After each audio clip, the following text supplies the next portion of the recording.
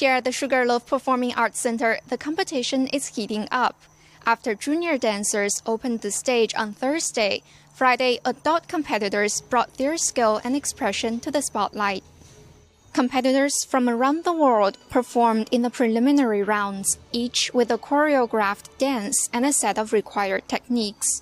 For the adult division, that means higher difficulty, advanced leaps, flips, and dramatic storytelling. The biggest challenge is really the training process. I've competed many times before. I know how grueling it can be. You often feel like giving up, or even that you're dancing worse than before. It takes relentless effort.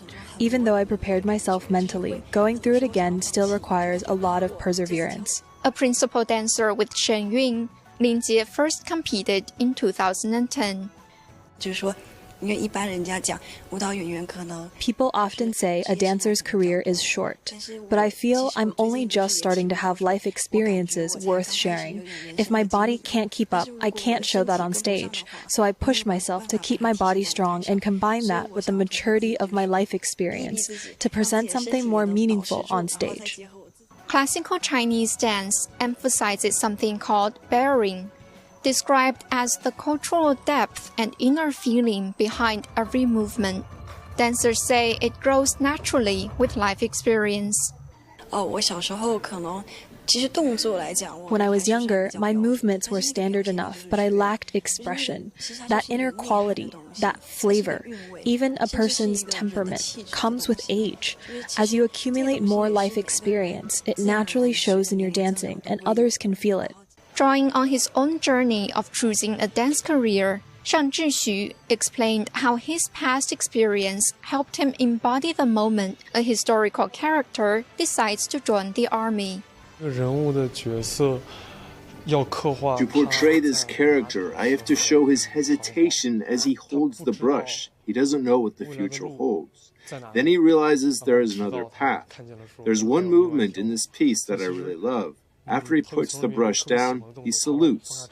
And it's not just a gesture of his profession.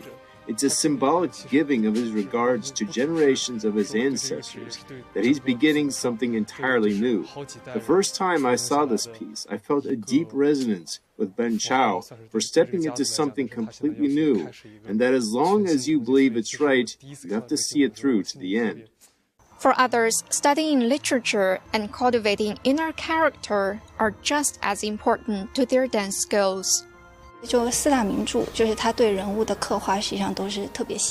When I read the 4 great classical novels, the characters are described with such detail, whether it's the masculinity of men or the gentleness of women.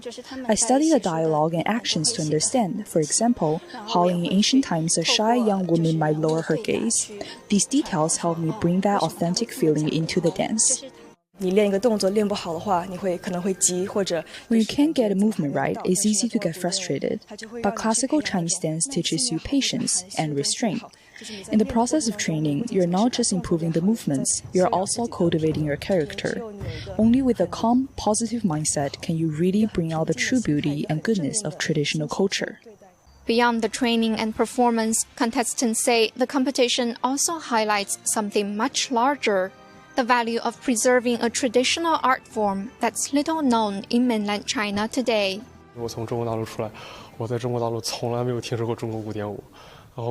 I grew up in mainland China, but I had never even heard of classical Chinese dance there. People only know about folk dance or ballet or opera. I feel that as an art form, it's truly precious. I hope more people can come to know it. Even if they don't dance, at least they can learn about it, so we can better understand and connect with our own culture. From the preliminaries, the best will advance to Saturday's semifinals and then Sunday's finals and awards. Performances on both days will be open to the public and live-streamed on NTD. Stay with us as we continue to cover this event. Reporting from Chester, New York, Sherry Ning, NTD News.